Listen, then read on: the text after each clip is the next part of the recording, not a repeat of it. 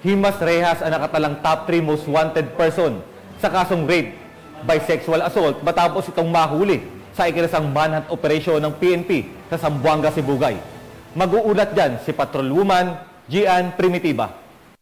Timbog ang top 3 most wanted person provincial level sa sinagawang manhunt operation ng mga otoridad sa Puro Jerusalem, Barangay Don Andres, Ipil, Zamboanga, Sibugay. Nito lamang ika-16 ng Hunyo sa taong kasalukuyan. Kinilala ni Police Lieutenant Colonel Flint Dipnag, Force Commander ng 2nd Provincial Mobile Force Company, ang suspect na si alias Nano, 21 taong gulang, lalaki, walang asawa at residente ng Barangay Palid, Magdaop, Ipil, Zamboanga, Sibugay. Naging matagumpay ang pag-aresto sa suspect dahil sa pinagsanib na puwersa ng mga tauhan ng 2nd Zamboanga City Force Mobile Company, katuwang ang Zamboanga City Regional Intelligence Division Unit 9, at Ipil Municipal Police Station. Naaresto ang suspect sa bisa ng warrant of arrest sa kasong rape by sexual assault na inisyo ni Honorable Vicente S. de la Plaza, 2nd Presiding Judge of Regional Trial Court, Branch 36, Ipil, Zamboanga, Sibugay, na may inirekomendang piyansa na 120,000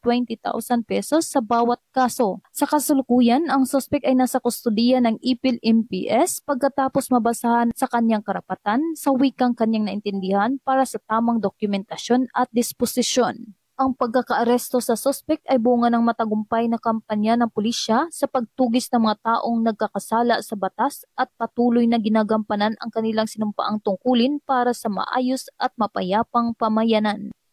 Mula dito sa Zamboanga Peninsula, nagbabalita ang iyong PNN correspondent, Patrolwoman Gian Primitiva, alagad ng batas, tagataguyod ng balitang pulis. Maraming salamat, Patrolwoman Primitiva.